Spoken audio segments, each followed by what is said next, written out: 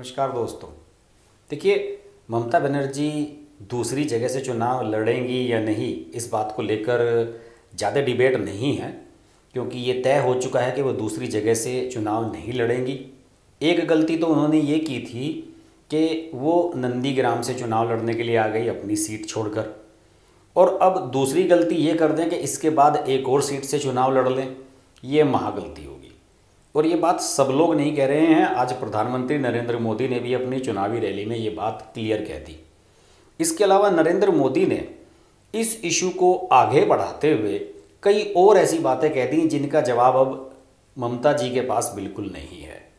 आपको पता होगा, जब नरेंद्र मोदी ने अपनी पिछली रैली में पश्चिम बंगाल में ये कहा था कि दीदी अब आप ये भी बता दें कि आप दूसरी कौन सी सीट से चुनाव लड़ने वाली हैं, तो उसके बाद ममता बनर्जी तो कुछ नहीं बोली थी, लेकिन उनकी बड़बोली सांसद महुआ मित्रा ने एक ट्वीट किया था, और महुआ मित्रा ने उस ट्वीट में लिखा था कि मोदी जी चुनाव लड़ेंगी दीदी, लेकिन यहाँ से नहीं, वाराणसी से लड़ेंगी आपके अगेंस्ट।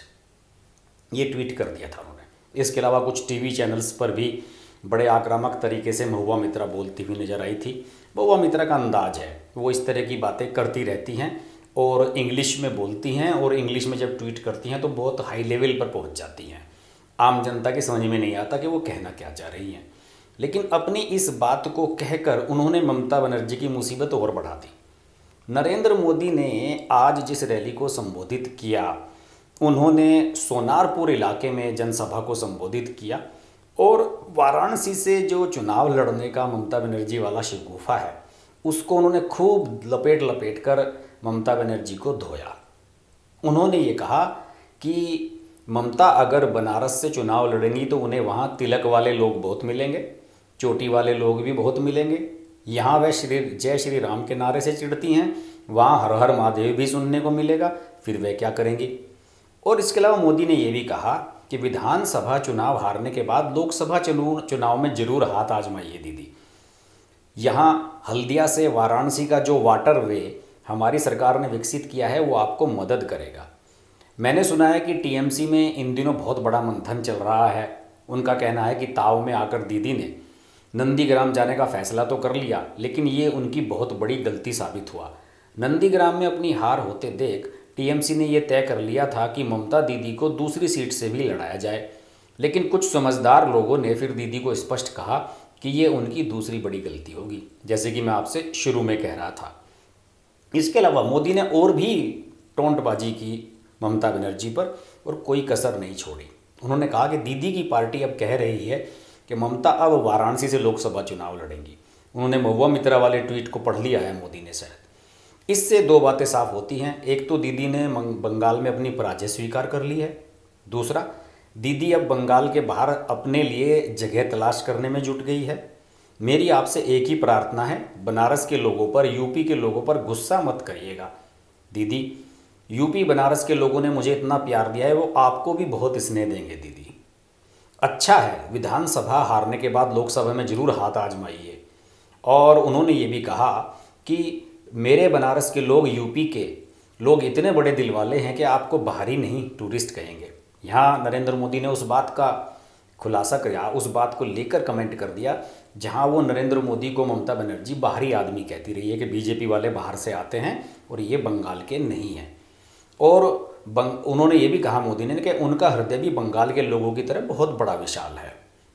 दीदी, आप बंगाल की जनता पर विश्वास करिए, वो अपना निर्णय दे चुकी हैं। ये तय हो गया है कि आपको अब टाका मार कंपनी यानी कि टीएमसी सहित नबन्ना छोड़कर जाना पड़ेगा। नबन्ना वहाँ पर सचिवालय को कहते हैं, जो प्रदेश का सचिवालय होता है। और इसके अलावा उन्होंने ये भी कहा कि सोनारपुर से कोलकाता बहुत दूर नहीं है।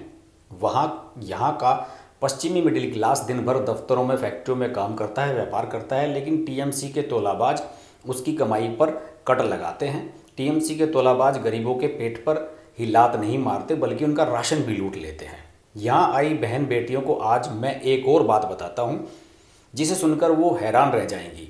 केंद्र सरकार महिलाओं के खिलाफ जघन्य अपराधों की जल्द सुनवाई के लिए देश भर में 1000 से ज़्यादा फास्ट ट्रैक कोर्ट बनाने वाला है, लेकिन यहाँ दीदी की सरकार ने इसकी स्वीकृति नहीं दी है।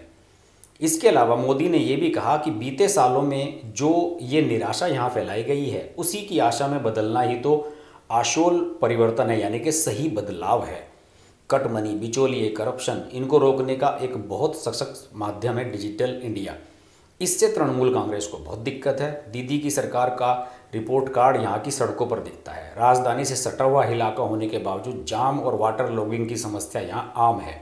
सड़कें पानी से भर जाती हैं, लेकिन घर में पीने का पानी नहीं मिलता क्योंकि टैंकर माफिया की यही मर्जी है। बहरहाल नरेंद्र मोदी ने ममता बनर्जी पर जो ये प्रहार किया है, ये प्रहार कोई छोटा मोटा प्रहार नहीं है। उनका एक तरह से खुला चैलेंज है। उन्होंने ये भी चैलेंज किया है कि अगर ममता बनर्जी में दम है तो वो वाराणसी से आकर चुनाव लड़ लें। सही बता रहा हूँ मैं आपको, अप्रत्यक्ष रूप से नरेंद्र मोदी शायद यही कहना चाहते हैं। अभी लोकसभा चुनाव बहुत दूर हैं, पता नहीं ममता बनर्जी चुनाव जीतेंगी या नहीं, पता नहीं ममता बनर्जी फिर से चीफ मिनिस्टर बनेंगी या नहीं। तो ऐसे में उनके सामने लगभग 3 साल का समय होगा। वो चाहें तो लोकसभा का चुनाव भी वहाँ से लड़ सकती हैं। लेकिन नरेंद्र मोदी ने ये साफ कर दिया है कि वो इस बार ममता बनर्जी को बख्शने वाले नहीं हैं। ममता बनर्जी कुछ भी कहेगी, उनकी पार्टी कुछ भी कहेगी, लेकिन नरेंद्र मोदी उसको लेकर एक ऐसा कमेंट जरूर ले आएंगे जो उन्हें भाले की तरह, तीर की तरह चुभता रहेगा। बहरहाल अभी तो तीसरा ही चक्र का चुनाव होने जा रहा है। पश्चिम बंगाल में 2 ही राउंड हुए हैं। 8 चक्रों तक नरेंद्र मोदी को ममता बनर्जी कैसे झेलेंगी, भाई मैं नहीं बता सकता। मुझे लगता है कि अभी इस मुद्दे पर काफ़ी वीडियो बनाने पड़ेंगे, क्योंकि नरेंद्र मोदी तो हर चीज़ में बाल की खाल निकाल रहे हैं और ममता बनर्जी को वो इस तरीके से टारगेट कर रहे हैं कि सांप भी मर जाए और लाठी भी न टूटे। बहरहाल नरेंद्र मोदी, ममता बनर्जी, इनकी डिबेट चलती रहेगी। हम इसको ट्रैक करते रहेंगे। आप देखते रहिए हर्ष की बात लाइव। नमस्कार। अगर आपको हमारी वीडियो पसंद आई तो वीडियो को लाइक करें, चैनल को सब्सक्राइब करें और नोटिफिकेशंस के लिए बेल आइकन को प्रेस करें।